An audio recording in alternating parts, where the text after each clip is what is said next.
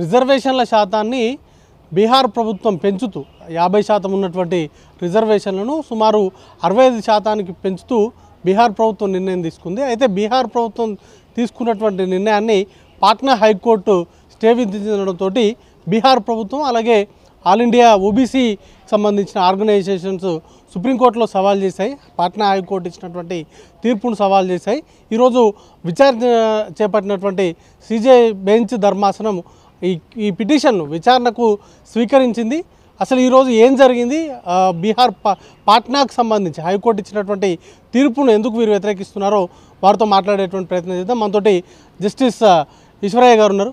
Sir, ఈరోజు సుప్రీంకోర్టును ఆశ్రయించారు. బీహార్ ప్రభుత్వం తీసుకున్నటువంటి నిర్ణయాన్ని హైకోర్టు ఎందుకు కొట్టేసింది అనుకుంటున్నారు? దాన్ని ఏ ఏ అంశాలపైన మీరు సవాల్ చేస్తున్నారు? ఇప్పుడు భారతదేశంలో కులగణన 7 సార్లు జరిగింది. 1871కి వెళ్ళి 1931 బ్రిటిష్ ఇండియా గవర్నమెంట్లో జరిగింది. ఆ 1931 సెన్సస్ ప్రకారం మండల్ కమిషన్ రిపోర్ట్ ఇచ్చింది. తర్వాత సాహు మహారాజు కూడా 1891 సెన్సస్ ప్రకారము 2002లో సాహు మహారాజ్ 50% రిజర్వేషన్స్ ఇచ్చిండ్రు. సో మండల్ కమిషన్ రిపోర్ట్ ఆధారంగా 27% బ్యాక్వర్డ్ క్లాసెస్ రిజర్వేషన్స్ ఇచ్చిండ్రు. ఎస్సీ ఎస్టీలకు మాత్రం వాళ్ళకి జనాభా ప్రాతిపదిక మీద రిజర్వేషన్స్ అమలు అవుతున్నాయి మనకు రాజ్యాంగం వచ్చినప్పుడు సంది. సో ఎప్పుడైనా తర్వాత లోకల్ బాడీస్లల్లో ఎస్సీ ఎస్టీకు రిజర్వేషన్స్ లేకుండే, పార్లమెంట్లో చట్టసభలు ఉండే కానీ లోకల్ బాడీస్ లేకుండే.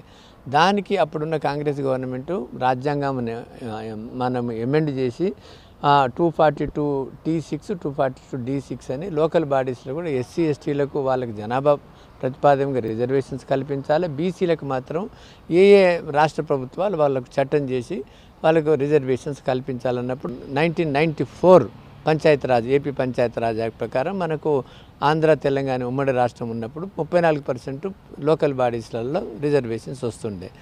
దాన్ని ఏదైతే లోకల్ బాడీస్లలో ఏదైతే ఇంద్రసాని కేసుల మండలి కేసుల 50% జనరల్గా దాటకూడదు, స్పెషల్ సర్కమ్స్టాన్సెస్ ఉంటే తప్ప అని, అది ఈ పంచాయతీరాజ్ ఎలక్షన్స్లో కూడా 50% దాటకూడదని. వీళ్ళకు జనాభా లెక్కలు లేవు, బీసీలకు ఎంత శాతం ఉన్నదో ఏం తెలియదు. కాబట్టి ఈ యొక్క బీసీ కులగణన జరిగింది 50% దాటకుండా ఉండాలా అని ఒక జడ్జిమెంట్ వచ్చినందువల్ల అప్పుడు ఆంధ్ర తెలంగాణ ప్రభుత్వాలు ఆర్డినెన్స్ చేసి మనకు 34కి వెళ్ళి 20% రిజర్వేషన్స్ లోకల్ బాడీలో జరుగుతున్నది.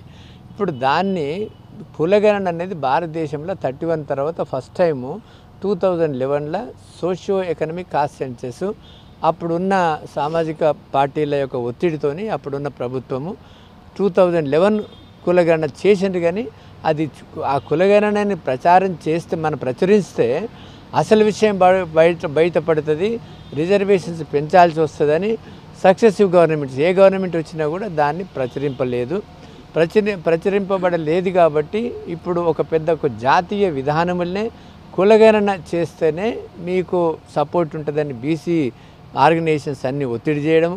తర్వాత బీసీ అక్కడ ఉన్న అప్పుడు బీసీ బీహార్ స్టేట్లో నితీష్తో ఆర్జేడీ కూడా పార్ట్నర్ ఉండే కాబట్టి తేజస్వి యాదవ్ వీళ్ళందరూ పట్టుబడితే ఫస్ట్ టైం మొత్తం భారతదేశంలో ఫస్ట్ టైం కులగణన బీహార్ రాష్ట్రంలో బీసీ కులగణన, బీసీ అంటే బీసీ కాస్ట్ సెన్సస్ జరిగింది. ఇప్పుడు 2 విషయాలు, మనకు ఎవరు social education backward classes OBC అనేది ఆయా కమిషన్ నిర్ణయిస్తుంది. మన మన మన దగ్గర ఎట్లయితే అనంతరామ్ కమిషన్ మిగతా కమిషన్స్ ఎట్లా నిర్ణయించినాయో మనం నేషనల్ లెవెల్లో నేషనల్ కమిషన్ బ్యాక్వర్డ్ క్లాసెస్ నిర్ణయిస్తుంది. అక్కడ ఏ స్టేట్లో కూడా ప్రతి ఒక్క బీసీ కమిషన్ ప్రతి రాష్ట్రంలో ఉంది.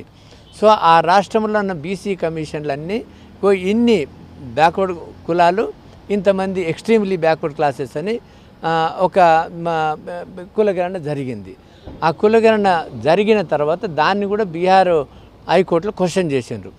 లేదు రాజ్యాంగం ప్రకారము కులగణన జరిగేది వాళ్లకు హక్కు ఉన్నది కాబట్టి కులగణన సబబే అని కులగణన జరిగింది. అది కులగణన జరిగింది, మన హైకోర్టు కూడా ఇంటర్ఫియర్ కాలేదు. దేర్ఫోర్ కులగణన చేయొచ్చు అనే విషయం మాత్రం అది హైకోర్టు కూడా సమర్థించింది, సుప్రీంకోర్టు స్టే చేయలేదు, అది ఫైనల్ అయింది. సో ఆ యొక్క కులగణన ఆధారంగా 2 యాక్ట్లు తెచ్చింది బీహార్ గవర్నమెంట్.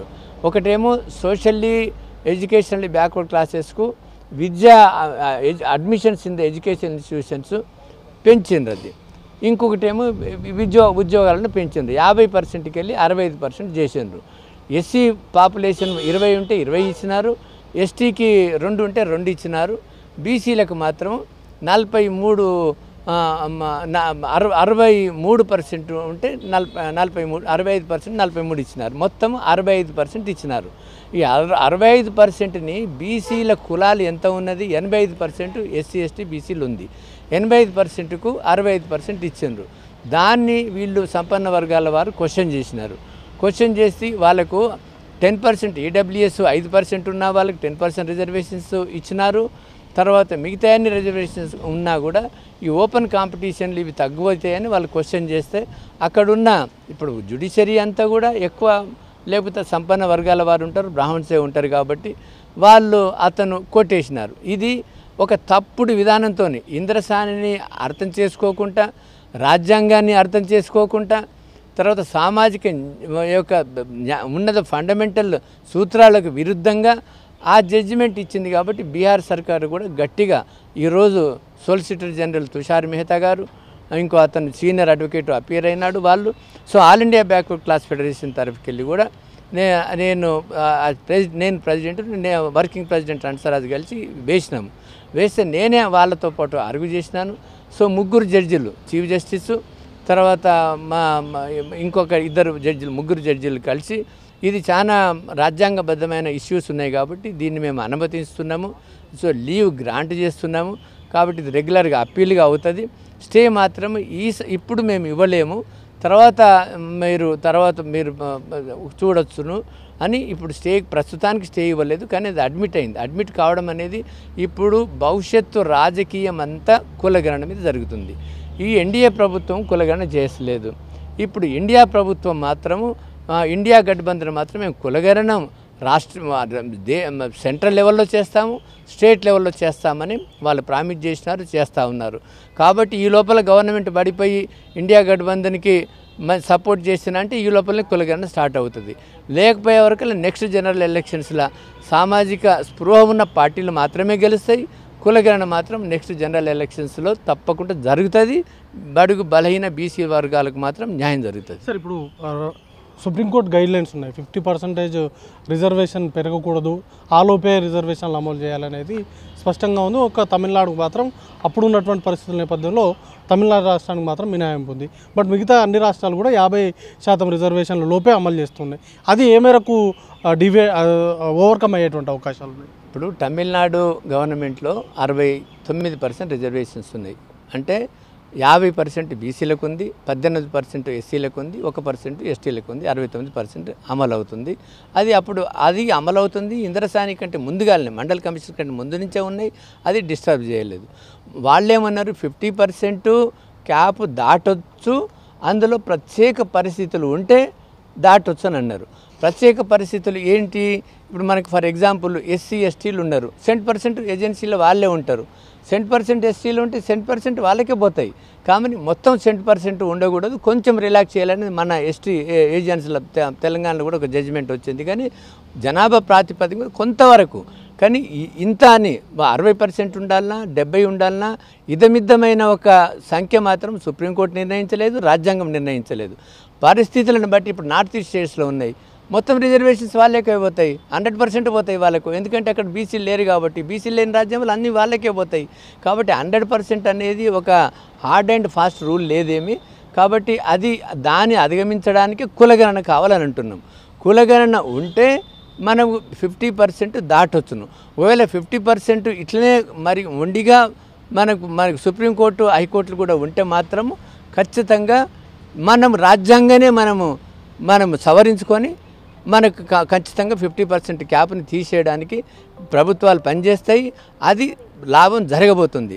కాబట్టి ఇప్పుడు అర్జెంటుగా ఆంధ్ర తెలంగాణ కులగణన చేసి లోకల్ బాడీస్ ఎలక్షన్స్ చేయాలని మా యొక్క మనవి. కులగణనతోటే ఇదంతా కూడా ముడిపడి ఉంది, దాంతో రిజర్వేషన్లు పెంచుకునే అవకాశం ఉంది అంటున్నారు. ఇప్పుడు ఈ రోజు పర్టికులర్గా సుప్రీంకోర్టులో ఎలాంటి వాదనలు జరిగాయి మీ వైపు నుంచి? ఈ రోజు కూడా ఇవన్నీ వాదనలు జరిగాయి. వాళ్ళు చాలా అడ్మిషన్ కాబట్టి అంత కంప్లీట్గా అంటే అంటే విశాలమైన అన్ని పర్మిషన్ ఇవ్వరు కాబట్టి వాళ్ళు చదువుకొని వచ్చింది కాబట్టి ఈ కేసులో మెరిట్ ఉంది, రాజ్యాంగమైన విషయాలు ఉన్నాయి కాబట్టి అడ్మిట్ చేసినారు, లీవ్ గ్రాంట్ చేసినారు.